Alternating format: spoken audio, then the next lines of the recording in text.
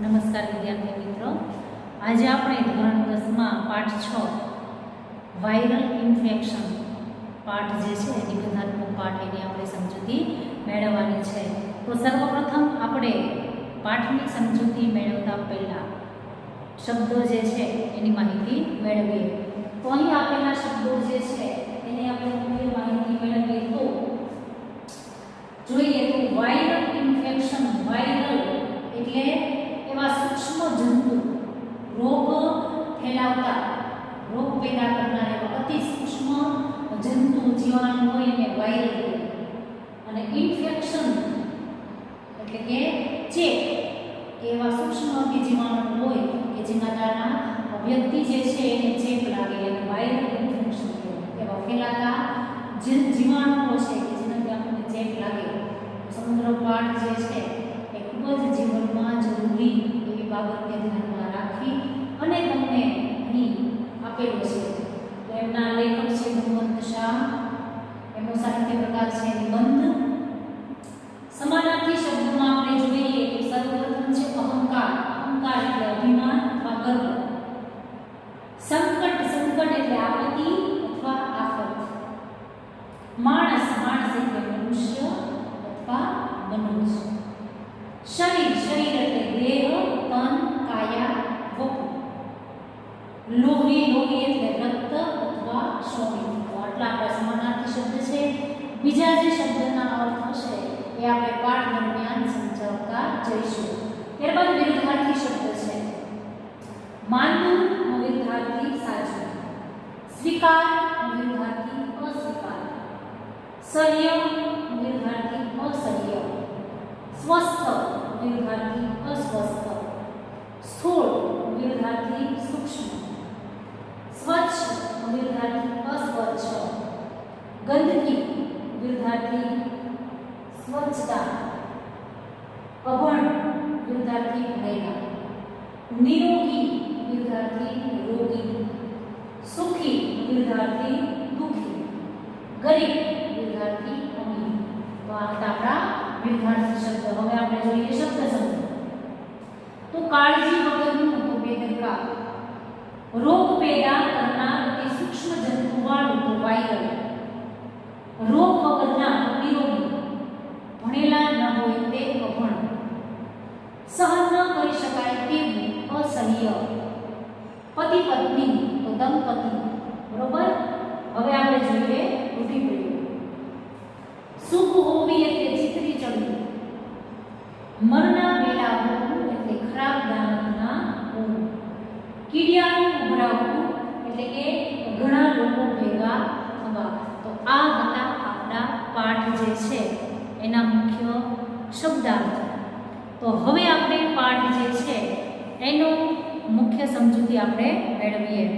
તો સર્વપ્રથમ આપણે પાઠનું નામ જોઈએ, તેનું નામ છે વાયરલ ઇન્ફેક્શન। વાયરલ એટલે કે એવા રોગ પેદા કરનાર એવા અતિ સૂક્ષ્મ જંતુ, ઇન્ફેક્શન એટલે કે એનો ચેપ લાગવો। એના બીજા પણ અર્થ થાય કે વાયરલ ઇન્ફેક્શનનો અર્થ થાય રોગનો ચેપ લાગવો, ફેલાતી અસર।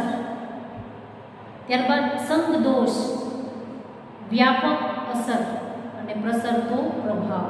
આ બધા જે છે એ વાયરલ ઇન્ફેક્શનના શબ્દનો અર્થ પણ થઈ શકે। કયો તો કે રોગનો ચેપ પણ થાય, ફેલાતી અસર, સંગદોષ, વ્યાપક અસર અને પ્રસરતો પ્રભાવ। આ બધા જે છે એ વાયરલ ઇન્ફેક્શનના અર્થો છે।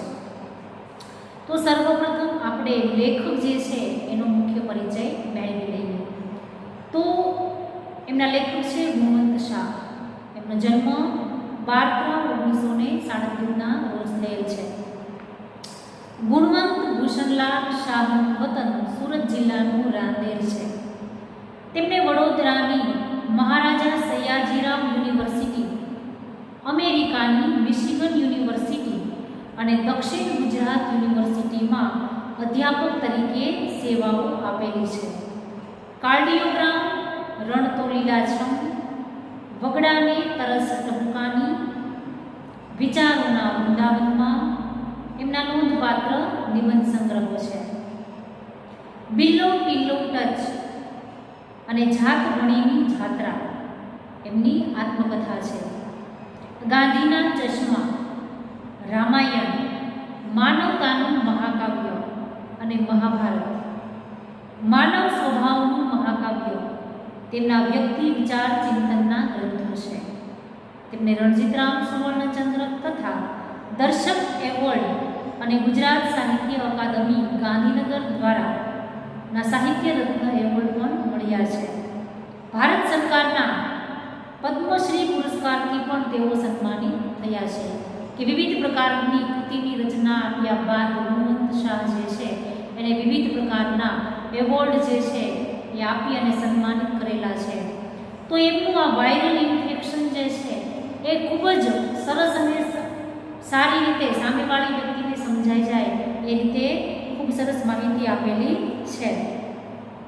તો સમગ્ર આપણી જીવનશૈલી કેવી હોવી જોઈએ એના વિશે પોતે કટાક્ષ કરતો એક નિબંધ જે છે એ જીવનમાં કેમ જીવવું એની વિશે વાત કરેલી છે. તો આપણે શું ખાવું, કેટલું ખાવું, કેવી રીતે ખાવું અને શા માટે ખાવું એની વાત કરી અને ખૂબ સરસ રીતે લેખકે આપણને જીવન જીવવાની શૈલી જે છે એ અપનાવવી કેવી રીતે જોઈએ એની માહિતી આપેલી છે કે સમજણ વિનાના લોકો જે છે એની ખાવધરા ગલી, કે ખાવધરા ગલી હોય ને, બહાર ફરવા ગયા હોય એક શહેર છે કે ત્યાં ખાવધરા ગલી કે તમામ પ્રકારની ખાવાની જ વસ્તુ મળે. અને ફાસ્ટ ફૂડની લારીઓ જે છે એ હંમેશા લોકોથી છલકાતી હોય છે અને લોકો જે છે બસ ખાધે રાખે છે, પીધે રાખે છે અને જીવે રાખે છે, જાણે કે આ લોકોનો મંત્ર બની ગયો છે એવું લેખક આપણને સમગ્ર નિબંધ દ્વારા સૂચવે છે. અને બાળકો જે છે એને હંમેશા સુટેવોથી માહિતગાર થવા માટે આ નિબંધ જે છે એની રચના લેખકે કરેલી છે કે વ્યસન, માંદગી અને તણાવ જે છે એ ગૌરવ લેવાની નહીં પણ શરમજનક બાબત છે કે કોઈ પણ જાતનું કોઈ વ્યક્તિને વ્યસન છે, ત્યારબાદ કોઈ વ્યક્તિ જે છે એ માંદગી છે, કોઈ દુઃખ પીડા છે અને કોઈ વ્યક્તિ જે છે એને ચિંતા છે તો એ ગૌરવ લેવાની વાત નથી. કોઈ માણસ જે છે એ બીમાર પડ્યું હોય તો મોટે મોટેથી લોકોને કીધે રાખતા હોય મને આમ થયું તેમ થયું, તો એ ગર્વ એટલે કે ગૌરવ લેવાની વાત નથી પણ શરમજનક બાબત છે. આવું ન થવું જોઈએ એના માટે લેવાતા પગલાઓ ધ્યાનમાં રાખવા લેખક સૂચવે છે. અને સમજણ કેળવણી જે છે એ સાચી સમજણ કેળવી સંતુલિત જીવનશૈલી જીવવા માટે હંમેશા સ્વચ્છતા પણ જીવનમાં એટલી જ જરૂરી છે. તો વ્યક્તિ જે છે એ આ પોતાના વ્યસનથી, પોતાની અંદર રહેલી ચિંતા, પોતાનું દુઃખ, આ રોગ છે, પીડા છે એ દૂર કરવા માટે શું કરવું જોઈએ? તો લેખક જે છે એ આગળ પ્રેમનું મહત્વ સમજાવે છે કે આ દરેક રોગ જે છે, જેમ કે ચિંતા પણ એક રોગ છે. ત્યારબાદ શું તો કે વ્યસન જે છે એ વ્યક્તિ ક્યારે કરે છે તો કે કંઈક એની માનસિકતા છે, એને એવું કંઈક દુઃખ છે એને દૂર કરવા માટે, વ્યક્તિને ભૂલવા માટે વ્યસન કરે છે. તો આ તમામ બાબત છે વ્યક્તિની અંદર આ કુટેવ છે તેનું મુખ્ય કારણ શું છે તો કે વ્યક્તિના જીવનમાં પ્રેમનો અભાવ છે. કે લેખક છેલ્લે આપણને એવું પણ કહે છે કે કોઈ પણ માણસ જે છે એ કોઈ વ્યસન કરે છે તેનું મુખ્ય કારણ એને પોતાના પરિવારમાંથી પૂરતો પ્રેમ જે છે એ મળતો નથી. કે જો એને પરિવારનો પ્રેમ મળે, પતિ પત્ની, કોઈ માણસ જે છે એને પોતાની પત્નીનો, બાળકોનો, માતા પિતાનો, ભાઈ બહેનનો પ્રેમ મળે તો એ વ્યક્તિ જે છે એ વ્યસન કરતો અટકી જાય. એવું કેમ તો કે પોતાની અંદર રહેલી વાત છે, પોતાની અંદર રહેલું દુઃખ છે, ચિંતા છે એ પોતે સામેવાળી વ્યક્તિને કે તો એ વ્યક્તિ પોતાનું દુઃખ જે છે એ હળવું કરી શકે. આ નથી કરતું અને વ્યક્તિ વ્યસની બની જાય છે. એટલે પ્રેમ પણ દરેક દર્દનું મારણ છે કે વ્યક્તિની અંદર જે છે એ એકબીજા પ્રત્યે પ્રેમ રહેલો છે તો ગમે એવું દુઃખ હોય એ મરી શકે છે. મરી શકે એટલે કે ટળી શકે છે. તો પરસ્પર દેવો ભવ એવી ભાવના રાખી અને હંમેશા આપણે હળવા ફૂલ બની અને જીવન જીવવાની લેખક સમજણ આપે છે. તો આ સામાન્ય પૂર્વ ભૂમિકા થઈ. તો હવે આપણે મુખ્ય પૂર્વ ભૂમિકા વિશે માહિતી મેળવીએ કે સમગ્ર પાઠ જે છે એનો મુખ્ય સાર શું છે, કેવા શું માગે છે કે વ્યક્તિએ કેવું જીવન જીવવું જોઈએ, કેટલું ખાવું જોઈએ, કેવું ખાવું જોઈએ, ક્યારે ખાવું જોઈએ અને કેવી રીતે ખાવું જોઈએ. મેં તમને પહેલાં જ કીધું એના વિશે લેખક જે છે એ માહિતી આપણને આપે છે. તો આ નિબંધમાં લેખકે આપણા સમાજની અનેક મર્યાદાઓ તરફ આંગળી ચીંધી છે કે સમાજમાં વિવિધ પ્રકારની મર્યાદાઓ જે છે એ રહેલી છે. આપણે આરોગ્યની કાળજી બરોબર લેતા નથી કે આપણે આપણું સ્વાસ્થ્ય યોગ્ય રીતે જળવાઈ રહે એ માટે આપણે યોગ્ય કાળજી રાખતા નથી. તમને અને મને ખબર જ છે, છતાં પણ આપણે જે બાબતથી જાણીએ છીએ, જે બાબતને આપણે જાણીએ છીએ કે આમ કરવાથી આવું થશે, છતાં પણ આપણે એનાથી અજાણ બનીએ છીએ અને વિવિધ પ્રકારના રોગોને આપણે નોતરીએ છીએ, જેના કારણે અનેક ગંઠીલા રોગો આપણા શરીરમાં ઘર કરી જાય છે અને આપણે આરોગ્યની કાળજી નથી લેતા. એનું મુખ્ય કારણ એ છે કે આપણી અંદર ગંઠીલા રોગો જે છે, વિવિધ પ્રકારના રોગો જે છે એ હંમેશ માટે ઘર કરી જાય છે. પહેલું સુખ તે જાતે નરિયા, એ આપણે ત્યાં કહેવત છે, પણ જીવનમાં ભાગ્યે જ કોઈ ઉતારે છે કે આપણા જીવનમાં આપણામાં એક કહેવત છે કે પહેલું સુખ તે જાતે નરિયા, એટલે કે આપણે પહેલું સુખ આપણા માટે શું છે તો કે આપણે આપણી આરોગ્ય વિશે તમામ પ્રકારની ચકાસણી કરી, આપણે આપણું સંપૂર્ણ ધ્યાન રાખીએ, એ આપણી પહેલી ફરજ છે. પણ છતાં આપણે જીવનમાં આ કહેવત જે છે એ કોક એવી જ વ્યક્તિ છે કે ભાગ્યે જ ઉતારે છે.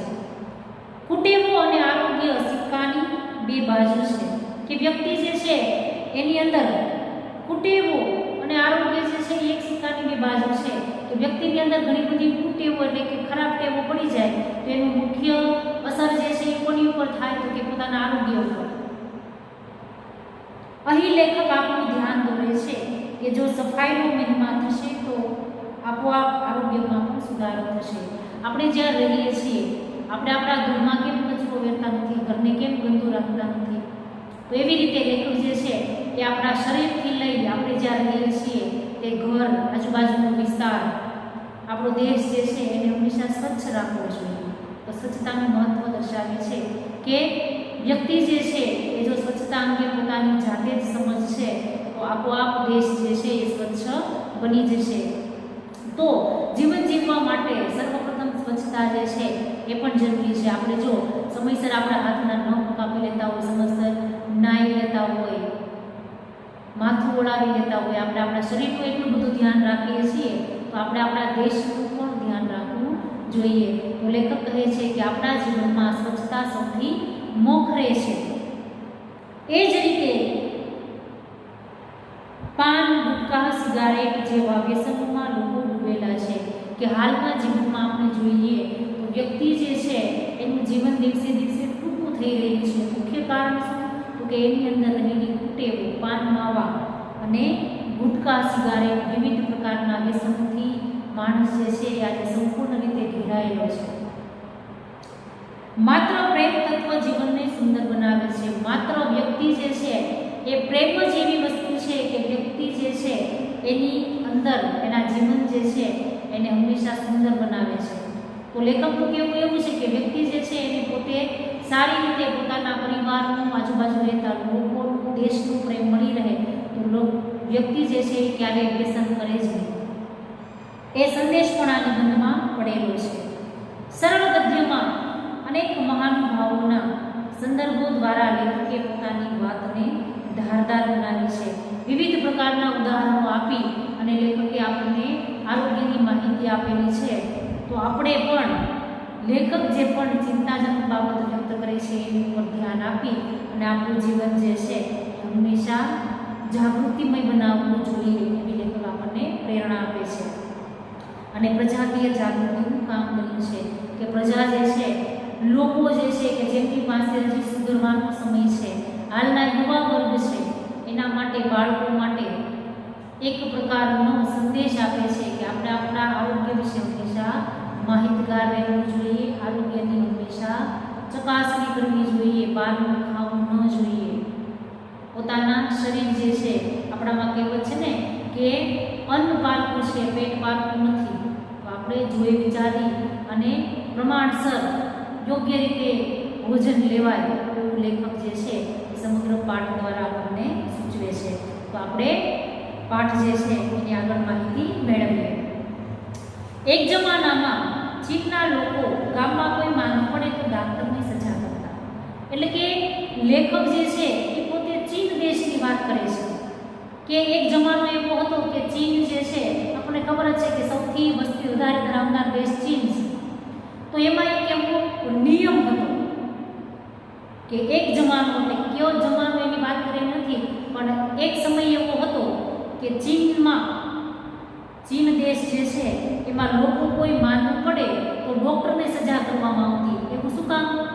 કેમ કે ડૉક્ટર જ વ્યક્તિ એવી છે કે જે યોગ્ય સાચી સલાહ પોતાની પાસે આવેલા દર્દીને આપે કે બીજી વાર આવું ન થાય. વારંવાર એકની એક તકલીફ થતી હોય તો એ બીજી વાર ન થવી જોઈએ. એ માટે ડૉક્ટર જે છે એને સજા કરવામાં આવતી. એટલે કે ડૉક્ટર જે છે એ જ પોતે ચેતી જાય કે ભાઈ આપણે આપણા પાસે આવેલા દર્દી જે છે એને તકલીફ ન પડે એ માટે યોગ્ય સલાહ સૂચનો કરવા જોઈએ. એટલે લોકો જે છે એની બીમાર પડવાની સંખ્યામાં ઘટાડો આપોઆપ થઈ શકે. સેમ્યુઅલ બટલરે એક એવા આદર્શ સમાજની કલ્પના કરેલી જેમાં માંદા પડનાર માણસની કેદની સજા થાય. સેમ્યુઅલ બટલર નામના સાહિત્યકાર જે છે એમણે પોતાના પુસ્તક જે છે એમાં એવી માહિતી આપેલી છે કે આદર્શ સમાજ જો બનાવવો હોય, આદર્શ સમાજની રચના કરવી હોય તો શું કરવું જોઈએ? તો કે કોઈ વ્યક્તિ જે છે એ માંદું પડે છે, બીમાર પડે છે તો એ વ્યક્તિને કેદમાં પૂરી દેવાનું, એટલે કે જેલમાં પૂરી દેવાની સજા કરવામાં આવે. કોઈ વ્યક્તિ જે છે વારંવાર બીમાર પડતું હોય તો એ માણસને કાંઈ નહીં કરવાનું, કેદમાં પૂરી દેવાના, સજા કરવામાં આવતી. એવી જેલમાં પૂરી દેતી વ્યક્તિ પોતાના આરોગ્ય વિશે યોગ્ય કાળજી રાખતો થાય. બર્ટ્રાન્ડ રસેલે એક નિબંધમાં ભારે ગમ્મત કરી છે. એટલે કે બર્ટ્રાન્ડ રસેલ જે છે એને મજાક કરી છે કે કાર ખોટવાઈ પડે તો એનો માલિક થોડોક શરમાય છે, પરંતુ માણસ પોતાનું શરીર ખોટવાય તેની વાત બીજાઓ આગળ ગૌરવપૂર્વક કરે છે. એ સાચી જ વાત છે ને, કે પોતે મજાકમાં કીધું છે કે કોઈ માણસ જે છે એ રસ્તા ઉપર જતો હોય, પોતાની પાસે રહેલી ફોર વ્હીલ જે છે, કાર જે છે એ ખોટવાઈ જાય તો માણસને શરમ આવે કે આ બધા લોકો જે છે એ શું વિચારશે, કે એ માણસ શરમાય. પણ જે માણસ જે છે એ પોતાનું શરીર ખોટવાઈ જાય, એનો મતલબ એમ કે કંઈક રોગ થયો હોય, કંઈક બીમારી થઈ હોય તો એ બધા આગળ એવી રીતના વાતો કરે, મને આમ થયું, મને તેમ થયું. એટલે કે ગૌરવપૂર્વક કે કંઈક એને સારું કામ કર્યું હોય તો સાચી શરમ તો પોતાનું શરીર ખોટવાય ત્યારે આવે છે. એના બદલે ક્યારે તો કે પોતાનું કોઈ સાધન કે કાર ખોટવાઈ જાય તો એને શરમ આવે છે, પોતાના શરીરમાં માંદગી ઘર કરી જાય તો એ પોતાની વાતો લોકો પાસે મોટી મોટી ગર્વપૂર્વક કરે છે. એટલે પોતે આવી મજાક ભર્યું કટાક્ષમાં આપણને સૂચન કરે છે લેખક કે આવું ન થવું જોઈએ. માણસ પોતાના જ શરીર સાથે નિર્દયતાપૂર્વક વર્તે છે. કે વ્યક્તિ જે છે એ પોતાની સાથે કોઈ પણ જાતની નિર્દયતાપૂર્વક એટલે કે દયાપૂર્વક પોતાના શરીર પ્રત્યે એને કોઈ પણ જાતનું ભાન નથી, પોતાના શરીર માટે દયા નથી, એવી રીતે વર્તે છે. ભણેલા લોકો પણ ખાવા પીવામાં અભણની માફક વર્તે છે. કે અભણ માણસો છે કદાચ ભણેલા નથી, એમની પાસે એવું શિક્ષણ નથી કે એને કદાચ ખબર ન હોય. આદિવાસી જાતિના લોકો હોય, જંગલમાં રહેતા હોય, ભીલ લોકો, કદાચ એને ખબર ન હોય કેમ કે એમની પાસે શિક્ષણ નથી, એમને યોગ્ય કંઈ બી કેળવણી મળેલી નથી, કદાચ એને ભાન ન હોય કે કેવું ખાવું, કેટલું ખાવું, ક્યારે ખાવું, શું ખાવું, કેવી રીતે ખાવું. પણ ભણેલા લોકો જે છે એ ખાવા પીવાની બાબતમાં અભણની માફક વર્તે છે. કે જે ભણેલા છે, જેમને ખબર છે કે આ ખાવાથી આવું થશે, છતાં પણ પોતે જે છે એ અભણ લોકોની જેમ વર્તન કરે છે, કાંઈ ખબર પડતી જ નથી, એવી રીતે પોતે પોતાની રીતે વર્તે છે. ડૉક્ટરો પણ પોતાના આરોગ્ય અંગે ક્યારેક દર્દી જેવા જ બેદરકાર જોવા મળે છે. કે એવું નથી કે સામાન્ય માણસ, પણ ક્યારેક ડૉક્ટરો પણ પોતાના શરીર અંગે, પોતાના આરોગ્ય અંગે દર્દી જેવા જ બેદરકાર હોય છે. એટલે કે પોતે પણ જે યોગ્ય સલાહ સૂચનો આપે છે એવું ધ્યાન પોતાએ પણ રાખવું જોઈએ. એના બદલે એ પણ એક દર્દીની જેમ જ વર્તે છે. વર્ષો સુધી શરીર અપમાનિત થતું રહે છે. ખાટલામાં પડેલું નાનું ઉંમરનું શરીર એ તો અસહ્ય બની ગયા ત્યારે શરીર દ્વારા શરૂ થયેલો સૌની કાનૂન ભંગ છે. હૃદયરોગનો હુમલો કંઈ મફતમાં નથી મળતો. એટલે કે લેખક એમ કહે છે કે વર્ષો સુધી બીમાર રહેલું શરીર જે છે એ અપમાનિત થયેલું રહે છે. ખબર છે આપણને કે નાની ઉંમરમાં કોઈ બીમાર પડેલું હોય તો એને કેટલા બધા લોકો જે છે એ જેમ તેમ બોલી જાય છે. ઘરના લોકોના અપમાનો જે છે એ સહન કરવા પડે. કોઈ યુવાન કોઈ બીમાર પડેલો હોય તો માતા પિતા જે છે એવું ઈચ્છતા હોય કે પોતાનો દીકરો હોય કે દીકરી હોય સરસ એવી કમાણી કરી અમારું વૃદ્ધાવસ્થાનો સમય જે છે એ પસાર કરે. એના બદલે દીકરાનું ભરણ પોષણ માતા પિતાએ જ કરવું પડતું હોય, દીકરો બીમાર રહેતો હોય તો એ શરમજનક અપમાનિત બાબત કહેવાય. અને ખાટલામાં પડેલું નાની ઉંમરનું શરીર જે છે એના માટે અપમાન અસહ્ય બની ગયેલા હોય છે. કે દરેક વ્યક્તિ જે બીમાર પડ્યા હોય, યુવાન હોય એને ખબર જ હોય કે નાની ઉંમરમાં બીમાર પડેલા હોય, ખાટલાવશ હોય, કંઈ કરી ન શકતા હોય તો લોકો જાત જાતનું ઘણું બધું બોલી જતા હોય છે. તો એના માટે અસહ્ય એટલે સહન ન કરી શકાય એવા અપમાનો જે છે એને સાંભળવા પડતા હોય છે. ત્યારે શરીર દ્વારા શરૂ થયેલો સવિનય કાનૂન છે કે સવિનય કાનૂન ભંગ જાણે કે કર્યો હોય પોતાના શરીર સાથેનો એવું એમને લાગે છે. કે હૃદય રોગ જે છે આપણે કેવી કે એટેક આવી ગયો, હુમલો જે છે એ કંઈ એમ નથી મળતો. કોઈ વ્યક્તિને એટેક આવે છે તો કંઈ આપોઆપ એનું હૃદય બંધ નથી થતું. એના ઘણા બધા કારણો હોય કે જેના લીધે વ્યક્તિ જે છે એને હુમલો આવે છે, હૃદય રોગ આવે છે. કેવી રીતે? તો કે હૃદય રોગ જે છે એ કંઈ મફતમાં મળતો નથી. એને મેળવવા માટે શું શું કરવું જોઈએ? તો કે એ માટે વર્ષો સુધી મથવું પડે છે. મથવું પડે છે એટલે કે અંદર અંદર ઉતરવું પડે છે. જ્યાં સુધી સફળતા ન મળે ત્યાં સુધી વ્યક્તિ જે છે એ એકનું એક કાર્ય કરે જાય એને મથવું કહેવાય. કે હૃદય રોગ જો તમારે જોવો હોય તો એના માટે કંઈ મફતમાં નથી મળતો. એના માટે મથવું પડે છે. જો આ દરેક વાત છે એ લેખક આપણને કટાક્ષમાં કહે છે. શરીરને પોટલું સમજીને કલાકો સુધી ઓફિસની ખુરશીમાં બેસાડી રાખવું પડે છે. પહેલું એ કે હૃદય રોગનો તમારે હુમલો આપણે કેવી એ જોતો હોય તો પહેલું શું? તો કે શરીર જે છે એ જાણે કે પોટલું હોય, કપડાનું પોટલું હોય, વાસણનું પોટલું હોય, એક જગ્યાએ તમે બાંધી મૂકી દો જ્યાં સુધી ખસેડવામાં ન આવે ત્યાં સુધી એમને પડ્યું. એવી રીતે આપણું શરીર જે છે એને વ્યક્તિ જે છે એ પોટલું સમજી અને કલાકો સુધી પોતાની ઓફિસ જે છે એની ખુરશીમાં જમીન તરફ બેઠાડી રાખે છે. અને ગમે તે સમયે ગમે તેવું અને ગમે તેવું ખાવું પડે છે. અને બીજું શું? તો કે ગમે તે સમયે યોગ્ય સમય નથી. માણસને જમવા માટેનો 3 ટાઈમ છે, સવાર, બપોર અને સાંજ. સવારે હળવો નાસ્તો કરે, બપોરે ભરપેટ જમે અને સાંજે થોડું ઓછું જમે. તો ગમે તે સમયે ગમે તેવું અને ગમે તેટલું ખાવું પડે છે. કે હૃદય રોગનો હુમલો જે છે એ વ્યક્તિને જ આવે છે કે જે પોતાના શરીરને પોટલું સમજી કલાકો સુધી ઓફિસમાં બેઠાડી રાખે છે, ગમે તેવું ગમે ત્યારે અને ગમે તેટલું ખાય છે. હૃદય રોગના હુમલા વખતે માણસને પરસેવો વછૂટી જાય છે. અને હુમલો આવે છે તો માણસનું કંઈ તાત્કાલિક મૃત્યુ નથી થતું. આ માટે એને ઘણા બધા તકલીફ થાય છે. હૃદય જે છે એ બેસવા ટાઈમે એને શરીરમાંથી પરસેવો છૂટી જાય છે. શું કામ કહે છે? કેમ કે એને ક્યારેય જીવનમાં કદાચ પરસેવો ન વાળ્યો હોય. એટલે લેખક એવું કહે છે કે જીવનમાં કદી પણ પરસેવો નથી વળ્યો, તેથી શરીરે પોતાના માલિકને કરેલો એક ક્રૂર કટાક્ષ ગણાય.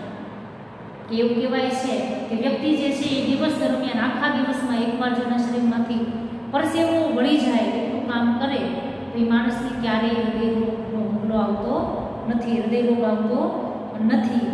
તો જ્યારે વ્યક્તિનો આખા જીવન દરમિયાન પરસેવો વળતો નથી પણ એ પરસેવો જે છે એને હૃદય રોગનો હુમલો જ્યારે આવે છે ત્યારે એક સાથે પરસેવો જે છે એ વછૂટી જાય છે.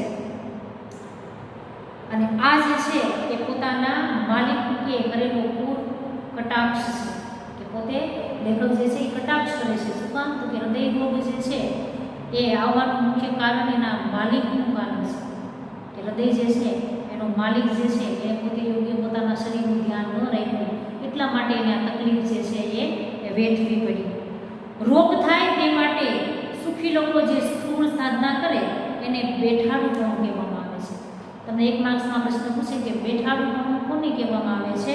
તો રોગ થાય તે માટે સુખી લોકો જે સ્થૂળ સાધના કરે એને બેઠાડું પણ કરે છે.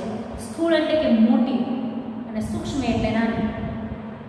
કે રોગ થાય, કોઈ પણ વ્યક્તિને રોગ થાય છે એ માટે સુખી લોકો કે જેમને કંઈ પૈસા લેવા જવા પડતા નથી, જેમને કોઈ વાતનું દુઃખ નથી, સુખી સંપન્ન છે, ઘણી બધી સંપત્તિ છે, કોઈ પણ જાતનું દુઃખ નથી, એવા સુખી લોકો જે છે એ સ્થૂળ સાધના કરે. ઘણા માણસો હોય એ પૈસાદાર માણસો હોય એ વિચારતા હોય કે આપણે શું કંઈ ખોટ છે, આપણે કામે શું કામ જવું જોઈએ, આપણે કામ શું કામ કરવું જોઈએ, ખાઈ પીને મજા કરવું.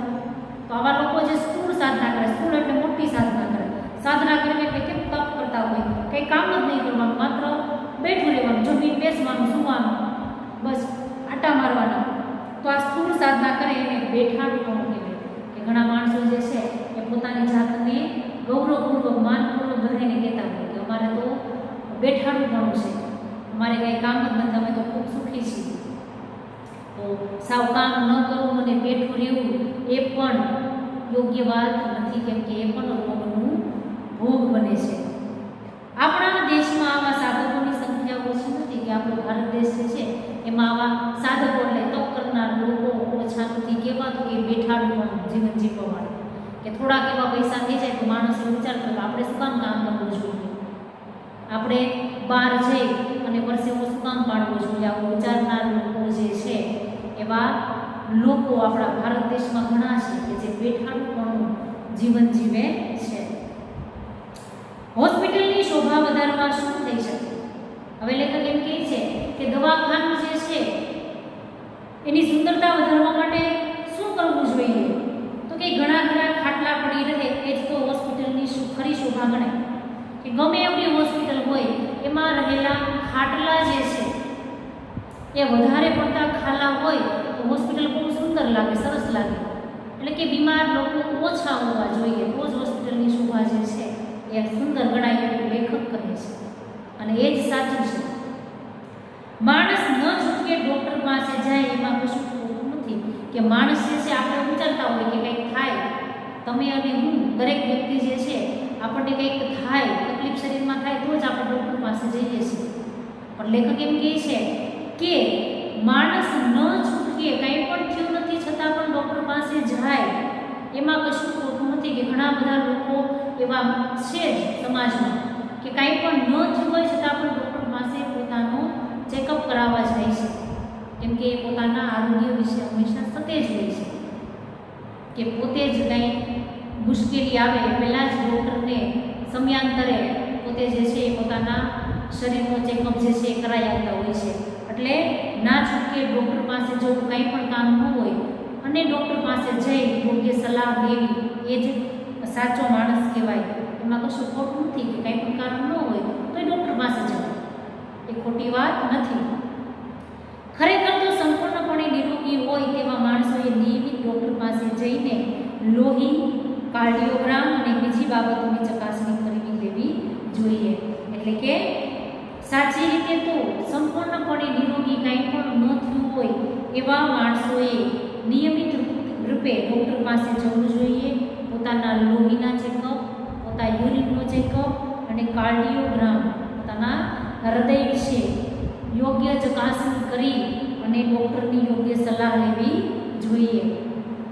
પોતાનું આરોગ્ય જળવાઈ રહે તે માટેના સૂચનો ડૉક્ટર પાસે કોઈ ફરિયાદ ન હોય ત્યારે માંગવા જોઈએ.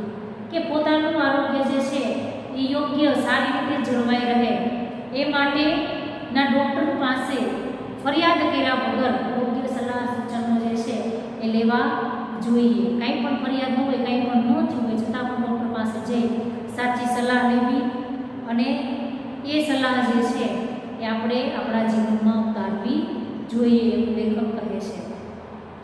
દાંતના ડૉક્ટર પાસે કોઈ પણ પ્રકારનો દુખાવો ન હોય ત્યારે સમયાંતરે જઈ આવવું જોઈએ.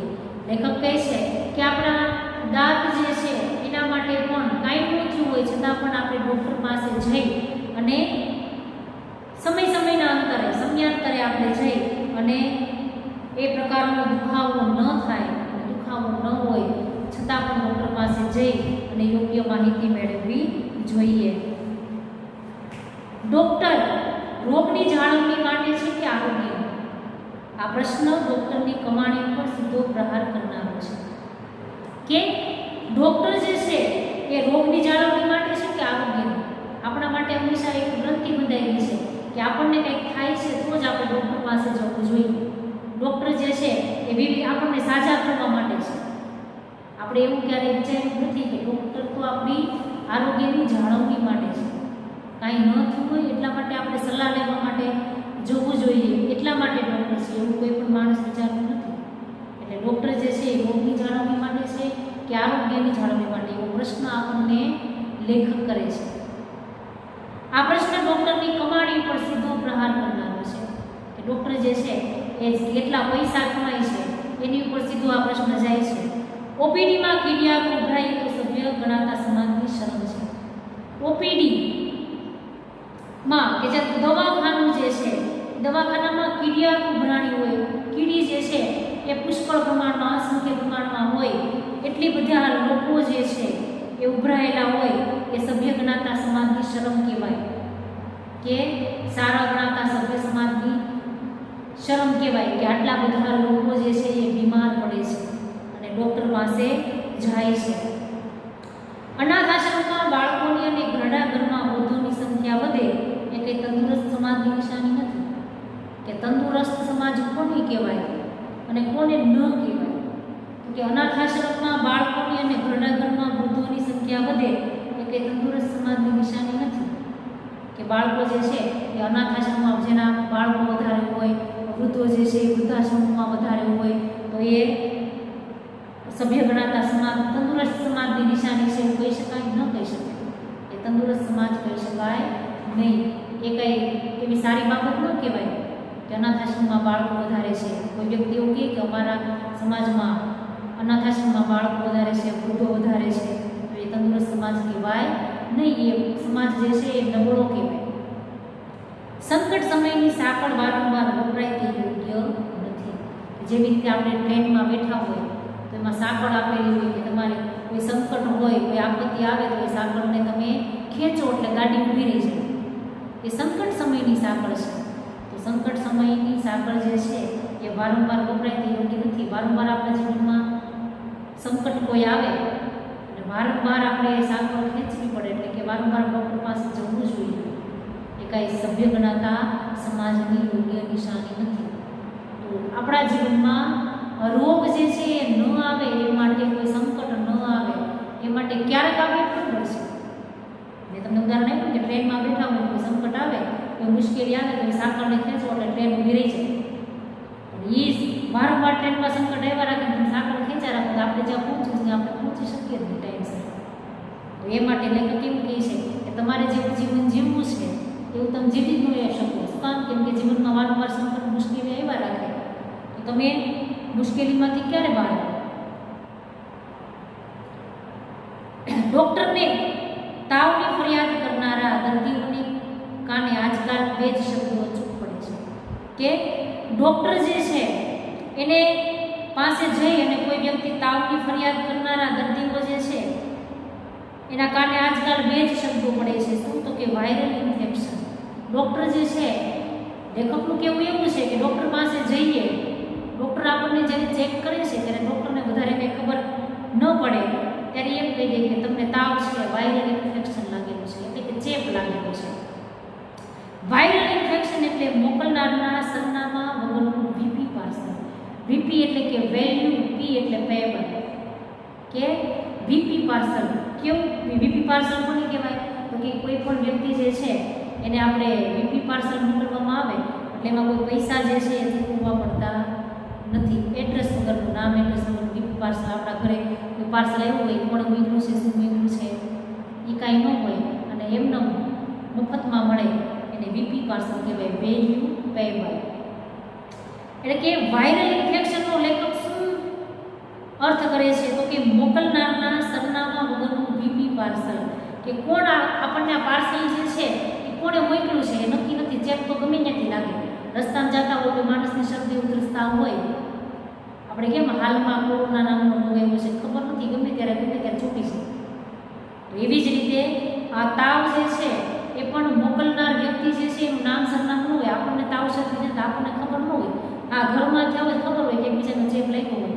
બહારથી તમે આવો છો, જેથી ખાઈ પીને આવો છો, કોઈ વ્યક્તિને મળીને આવો છો, રસ્તામાં ગમે ત્યાં આપણને આવા કંઈક જીવાણુ ચોંટી ગયો હોય આપણને ખબર ન હોય એટલે બીબી પાર્સલ કીધું કે મોકલનારના નામ સરનામા વગરનું આ પાર્સલ, એને વાયરલ ઇન્ફેક્શન કહેલું છે લેખકે. કંઈ જ ન સમજાય ત્યારે આ બે શબ્દો એમની મદદે આવે છે. ડૉક્ટરને જ્યારે કંઈ સમજાય નહીં કે આ ભાઈને શું થયું છે, કે આ બેનને શું થયું છે, કોઈ વ્યક્તિને તાવ આવે છે ડૉક્ટર પાસે જાય તો ડૉક્ટરને ખબર જ ન પડે કે આનું શું થયું છે, એટલે એમ કહે કે તમને વાયરલ ઇન્ફેક્શન છે. ડૉક્ટરનો એમાં કોઈ વાંક જ નથી. એવું ન કહેવાય કે ડૉક્ટરને ખબર નથી પડતી, એમાં ડૉક્ટરનો વાંક નથી. જે દેશમાં જાહેર આરોગ્ય આટલું માંગલું હોય ત્યાં ઢગલાબંધ વસ્તીમાં જથ્થાબંધ મહામારી હોવાની છે. કે મુખ્ય કારણ શું કહે છે કે આ દેશમાં જાહેર આરોગ્ય, જાહેર જગ્યાઓ જે છે, જાહેર આરોગ્ય જે છે એ જેટલું પાંગળું હોય, પાંગળું એટલે પગ વગરનું, સમજણ વગરનું, કે માણસ જે છે એ જે ફાવે જેમ ફાવે એમ રહે છે, ગમે ત્યાં કચરાઓ કરે છે, મન ફાવે એ ખાય છે, પોતાના આરોગ્ય વિશે આટલું બધું અસાવધ રહે છે. તો જ્યાં ઢગલાબંધ વસ્તી હોય, આટલી બધી વસ્તી હોય અને એ વસ્તીમાં જથ્થાબંધ મહામારી તો હોવાની છે. આટલી બધી વસ્તીમાં આટલા માણસો બીમાર થાય એ તો આરોગ્ય વિશે તમે ધ્યાન ન રાખો તો આ બાબત તો થશે જ. જ્યાં ઇન્સાન અને ઉકરડો અડખે પડખે મળી સમજીને રહેતા હોય ત્યાં હોસ્પિટલો પણ ગંદી હોવાની. કે ઉકરડો અને ઇન્સાન, ઇન્સાન એટલે માણસ અને ઉકરડો એટલે કે કચરો, જ્યાં ત્યાં માણસ ચાલતો જાય, કચરો ફેંકતો જાય, પોતે જ્યાં રહેતો હોય ત્યાં કચરાના ઢગલા હોય, ગટર હોય, સાફ સફાઈ ન રાખતો હોય, તો માણસ અને ઉકરડો અડખે પડખે એટલે આજુબાજુ એકબીજા સાથે મળી જાણે કે રહેતા હોય. આપણે જોઈએ કે ઝૂંપડપટ્ટી વિસ્તાર હોય ત્યાં આપણે કેટલા બધા કચરાના ઢગલા હોય, વ્યક્તિ ત્યાં જ રહેતો હોય, ત્યાં જ ગટર નીકળતી હોય અને પોતે શરીરથી પણ કેટલો બધો અસ્વચ્છ હોય. તો ઇન્સાન એટલે કે માણસ અને ઉકરડો જે છે, કચરો જે છે એ આજુબાજુમાં રહેતા હોય તો હોસ્પિટલ તો ગંદી હોવાની જ. માણસ ગંધારો હોય એટલે હોસ્પિટલ પણ ગંદી હોય. સ્વચ્છ હોસ્પિટલો વધારે પડતી મોંઘી હોય છે. કે જે હોસ્પિટલ સ્વચ્છ હોય છે એ હંમેશા મોંઘી હોય છે. આપણે કહીએ કે આ દવાખાનું છે ખૂબ મોંઘું છે, પણ આ સ્વચ્છતાના જાણે કે પૈસા લેતા હોય એવું લાગે. સ્વચ્છ હોસ્પિટલોમાં લીલા પાટિયા પર સુંદર લખાણ એટલે કે અવતરણ હોય છે કે જે દિવસે દિવસે બદલાતું રહે છે. થોડે દિવસે કે સ્વચ્છતા જાળવો. ઘણી હોસ્પિટલ જે છે એના પાટિયા ઉપર અવનવા સૂચનો લખેલા હોય કે સ્વચ્છતા જાળવો, જ્યાં ત્યાં થૂકવું નહીં, જ્યાં ત્યાં કચરો ફેંકવો નહીં. કેમ કે આ બધું જે છે એ સ્વચ્છતા જાળવવા માટે કરવું જરૂરી બને છે અને રોજે રોજનું નવા સૂચનો જે છે એ હંમેશા લખાતા રહેતા હોય છે. તો આપણે આ પાઠ જે છે એ સમજૂતી અહીં સુધી મેળવીએ છીએ. નેક્સ્ટ લેક્ચરમાં આપણે બીજી સમજૂતી જે છે પાઠની આગળ મેળવીશું.